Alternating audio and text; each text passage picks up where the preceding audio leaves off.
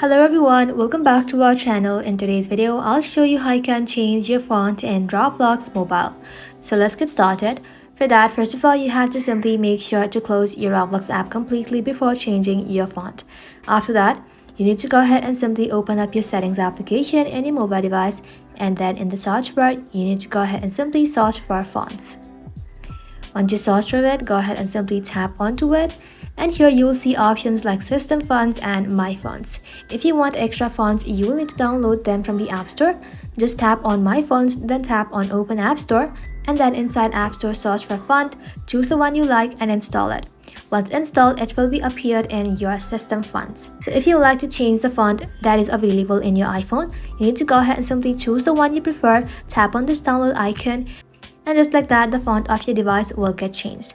After that, head back to your home screen, open up Roblox, and the new system font you have added will be automatically applied inside Roblox chat and text field, giving you a customized look. That's it. That is how you can change your font in Roblox mobile by installing and applying fonts through iPhone settings. Thank you all for watching. If this video was helpful, leave a like and sub, and I'll see you in the next one.